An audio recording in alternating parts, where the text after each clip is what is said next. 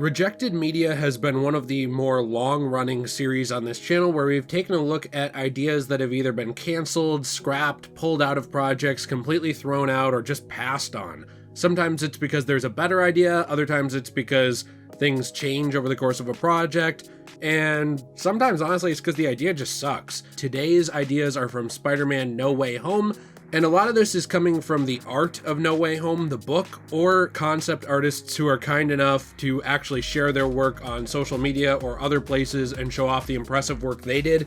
The concept art is not what is being criticized or thrown out here, it is the ideas. I think some of the ideas that the writer's room was throwing around and giving to concept artists to create would have been very convoluted, ridiculous, and changed this movie quite a bit.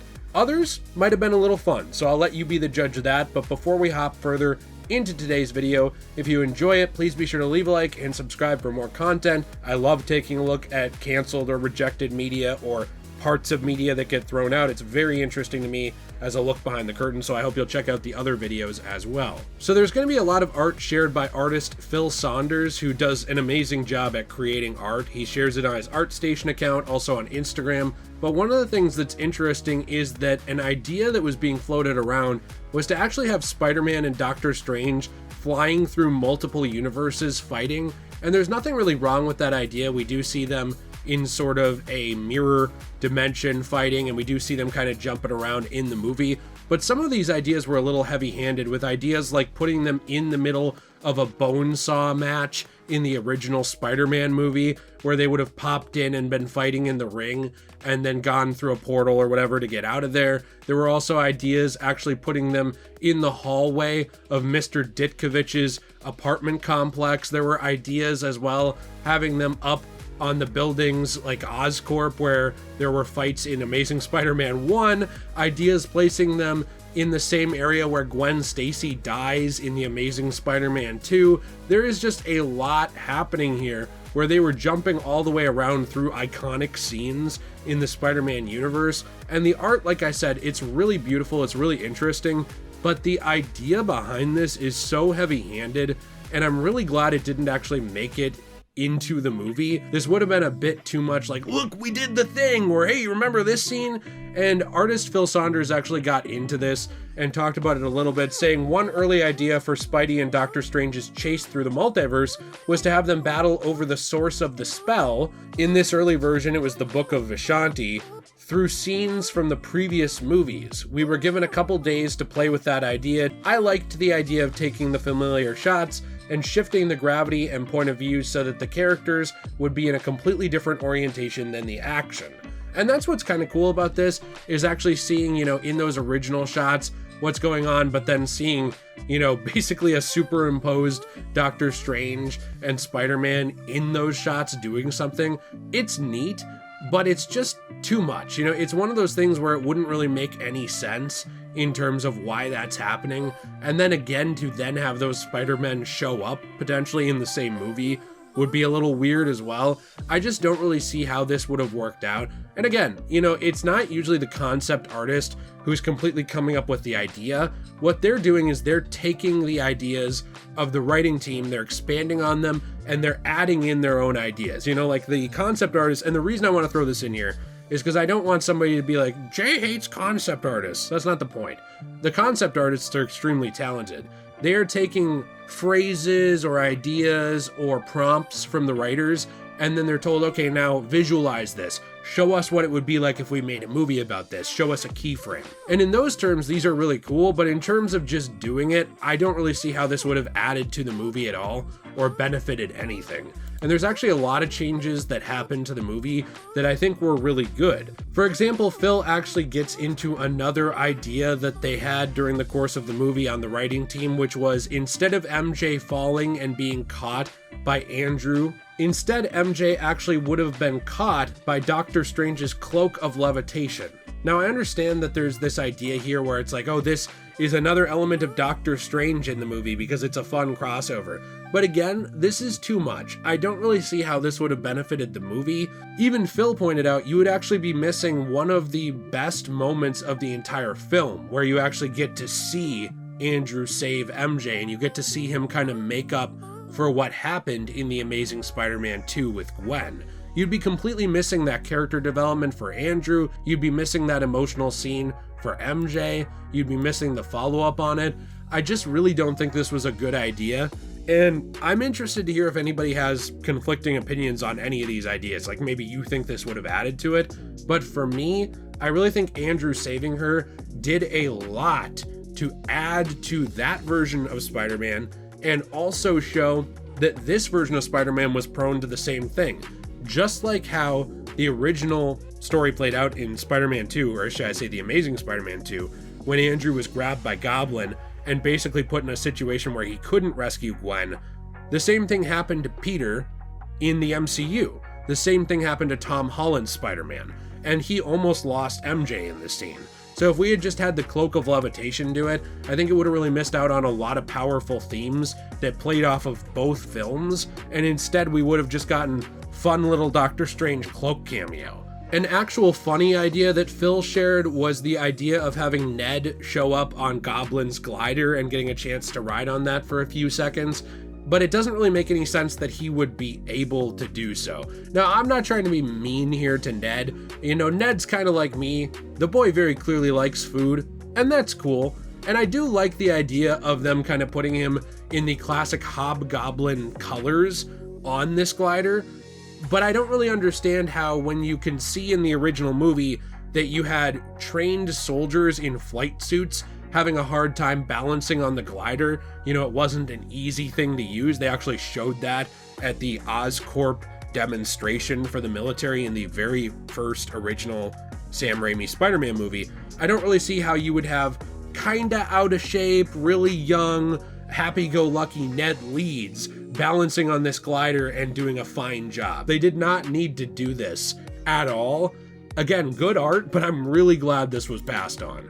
Another idea I'm glad was passed on was actually the idea of having Vulture show up. The idea was in the script that essentially Peter would enlist the aid of a former foe in rehabilitating the captured multiverse villains. So basically it would have been Peter showing up at Adrian's place. It would have been Peter showing up and enlisting the Vulture. I don't really think that this works with this because this is an issue that this movie already had, was it had a lot of characters. I think it did a really good job balancing them and doing a great job with what it did, but I don't know if it could have done as good of a job with that if you didn't already have all these different versions of the characters established. You know, No Way Home is very much a culmination movie. We've talked about that on this channel before. It's a celebration of Spider-Man type movie where it's basically rewarding you for having watched all the previous films. It's like, you watch the Raimi movies with Tobey Maguire. Here's some stuff from that. Isn't that cool? We're gonna add on to that. We're gonna do more character development with that. But you kind of had to have watched that for a lot of that character development to matter. You know, moments like Doc Ock holding the arc reactor and saying, "The power of the sun in the palm of my hand," and Tobey commenting on it. Those things, they really are more powerful because you watched Spider-Man 2 back in the day, or because you watched it last week and then wanted to watch the movie, whatever. It builds on that. It is very much a sequel, not just to the MCU, but to classic Spider-Man Raimi movies, and then of course the Andrew Garfield films as well, the Amazing Spider-Man movies. So when you actually add this stuff in, the more characters you pile on top of that, the more you have to balance. I'm glad that we didn't actually see Vulture show up in the movie, because it would have just been one of those things where I think you're starting to get a little overstuffed. But one idea that I think would have really pissed a lot of people off is the idea that they were floating with Goblin. And they were floating this idea multiple times, because it's not only in Phil's art, you know, Phil J. Saunders' art, it's also in art in the actual book that, you know, made it in there as well, because some of the art from Phil is just online. Some of it made it into the Art of No Way Home book. This was a piece online that he shared where the idea was basically to have had Norman steal Stark tech and use it to actually upgrade his glider, upgrade his armor, etc. Now, does it make sense that someone as smart as Norman would know to do this? Sure, there's no problem with that. But everyone was already annoyed with the connections to Iron Man. Now, I really liked the whole Iron Man stuff in the Home trilogy, I guess. I really liked the stuff in Homecoming and Far From Home. I thought it was fun. but a lot of people really hated it. This would have not helped that, and especially when you get to the art that made it into the book with this, one of the ideas for that was actually to have Goblin in an outfit that almost looks identical to parts of the classic Iron Man suit. You would have had Goblin basically sitting there with Iron Man's Iron Man 2 chest piece over his Goblin armor. It was in one scene red, like that was one idea for it, was to just have it be red and incorporate it in. Another idea was for it to be purple. That fits the character better, that fits the coloring ideas of the character better. But again, people were already annoyed by all the Stark stuff in the Spider-Man movies. They were like, too much Stark, I want Spider-Man. And one of the big goals of No Way Home was to move away from some of the Stark connections, which is a mixed bag, I think. I thought it was really cool because it separated this version of Spider-Man from the other two, that he had a very different backstory here.